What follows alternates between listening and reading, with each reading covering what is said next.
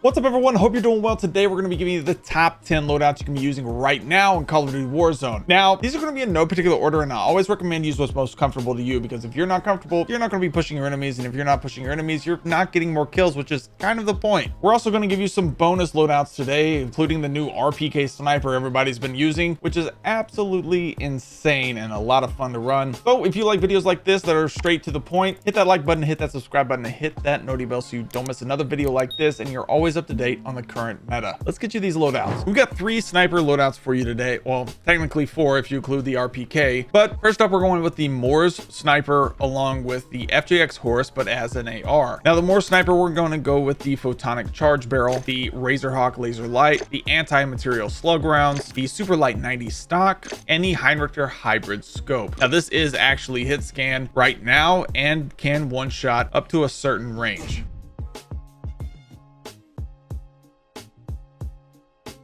Next, for that FJX AR, we're going with the Quartermaster suppressor, the new paracord grip. This really helps that sprint to fire speed also, the Nidar model sight, and the Lopper LXD stock. And we'll show this to you here in the firing range.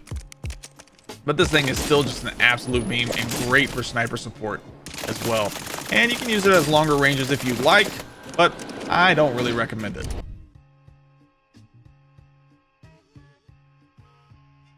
Next up, we're using the Holger 556, and I've got the Akimbo WSP swarms with this just because they're a lot of fun to run, so consider this a bonus loadout. The Holger 556, we're rocking the Quartermaster suppressor, the Kraus 6-match barrel, the paracord grip, 40-round mag, and the RB Adel assault stock. We'll show this to you here in the firing range, but this thing is still an absolute beam as well, and still hits pretty hard in my opinion.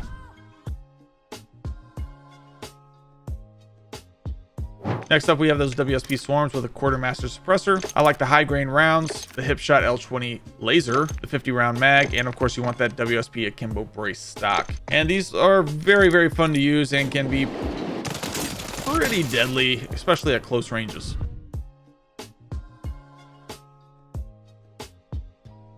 Next up, we have that brand new RPK sniper. This thing is very interesting. 2 shots with full plates, especially if you hit a headshot, and then it will one-shot your enemy, one-shot headshot your enemy when the enemy's flying in. So with 2 plates flying in, you're getting a one-shot headshot. And then I've got it paired with a Vel 46, but mix and match any of these loadouts with each other. They should all work pretty flawlessly together if you're rocking long range and close range. For the RPK, we're rocking the Sonic Suppressor L muzzle, the Razorhawk laser light, the paracord grip, the True Tack grip, and that new Jack Cataclysm attachment they just added this week, which gives it insane damage. And I'll show this in the firing range, but it's pretty insane, I'm not gonna lie. Like I said, it will one-shot headshot with 2 plates, and it will 2-shot anywhere to the body with full plates.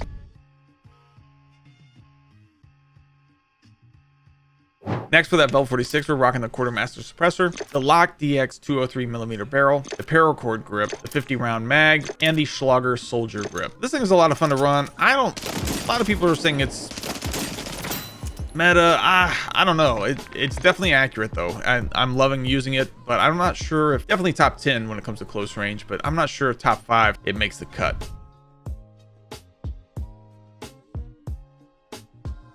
Next up, we've got the XRK Stalker, and I've got this paired with a STG as a sniper support option, not the STG SMG, well, that's coming later, but the XRK Stalker with the STG sniper support. XRK Stalker, we're rocking the XRK Stoic 4 suppressed barrel, the high grain rounds, the XRK Stalker factory grip, the XRK Stalker light bolt, and the Akalina LR stock optic. This is just another optic I wanted to show you guys, but I like the Heinrichter, the SPX 80, or the Akalina here. This gives it kind of that Car 98 scope, if you will.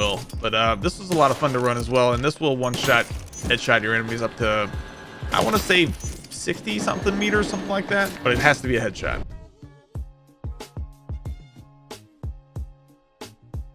Next up, for that STG sniper support, we're rocking the Quartermaster suppressor, paracord grip, 40-round mag. I like the A70 Venom stock here, along with the Nidar model sight. And this is a really solid sniper support option. It's got a little bit of movement speed, but mostly it's got accuracy, and it's still got it.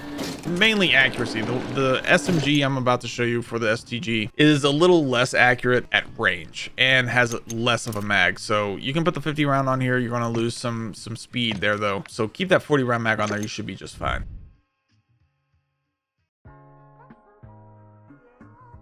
Next up, we have that Kar 98 and the no recoil striker. The Kar 98, we're rocking the sonic suppressor L muzzle, precision long barrel, the high grain rounds, the SPX 80 scope, no stock. And this thing is very fast when it comes to ADS speed. Use whatever sight makes you comfortable, of course. But this thing is still absolutely in the long range meta conversation.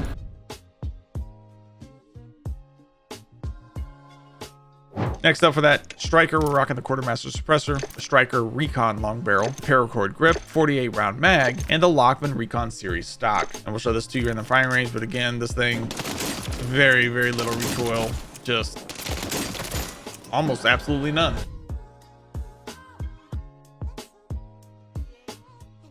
Next up, we have the MCW long range with the BP50 as an SMG. For this MCW, we're rocking the quartermaster suppressor, paracord grip, MCW cyclone long barrel, the Jack glassless optic, and the 60 round drum. And we'll show this to you here in the firing range.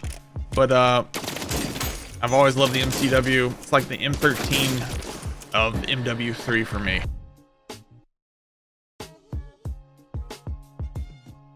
Then for the BP50, we're rocking the quartermaster suppressor again, the Chimera laser light, the high grain rounds, you want that Jack Revenger kit on here, and the TRST IV grip tape. And man, this thing is a lot of fun to run still. Very underrated. I don't see a lot of people using this anymore, but you honestly should be. It is very good. For the next loadout, we're rocking the Superi 46 with the quartermaster suppressor, the Bore 99 short barrel, the paracord grip, the 40 round mag, and that Rescue 9 stock. And this feels just as fast, if not faster than the one before the nerf. Man, it's just, and it's pretty accurate too.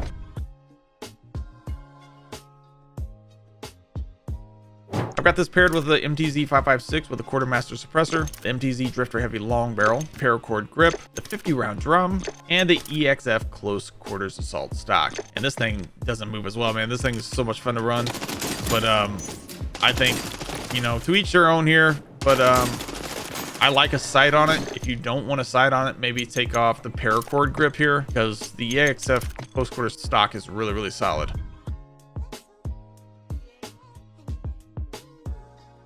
Next up, we have the SVA 545 with the single tap mode on, and then we have that SMG STG. For this SVA 545, I'm still not a fan of this weapon, but statistically is a very solid choice. I'm not a fan of burst fire weapons for the most part. We're rocking the sonic suppressor here, the precision barrel, the high grain rounds, the 60 round mag, and the Jack glassless optic. Use whatever sight makes you comfortable. I'm not a fan of this weapon at all. But I'm not going to sit here and lie to you and say that it's not good just because I don't like it.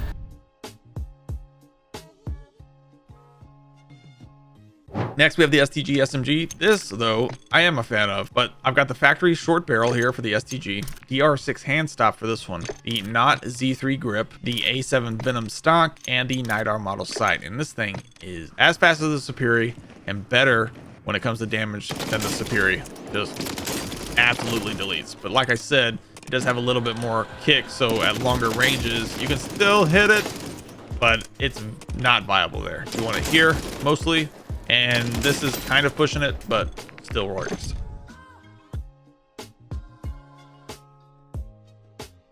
Then we have the TAC Eradicator, which is the #1 long range option. Anything past 47 meters, anything below 47 meters, of course, is the STG. And then I've got this paired with the OG Groza or the DG58 LSW with the conversion kit. The TAC Eradicator, we're rocking the quartermaster suppressor, the paracord grip, the Conquer 70 long barrel, the high grain rounds, and the TAC Verde core stock. And if you want to take off the high grain rounds, put a sight on it, be my guest. But this thing is an absolute beast, especially when it comes to long range.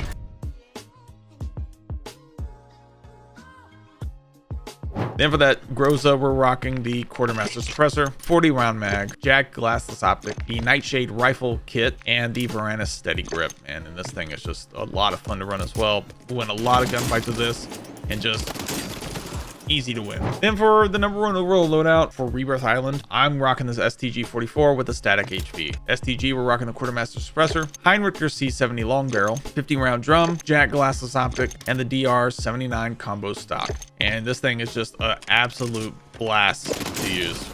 I don't know why anyone would not be using this until they nerf it. And they will nerf it, and it will get nerfed probably to the ground, but we'll see. Static HV, Quartermaster Suppressor, Auger, 840 light barrel, paracord grip, the Nidar model sight, and the Spry 34 light stock. And this thing is just an absolute blast to use also. And definitely the number 1 SMG option right now, hands down.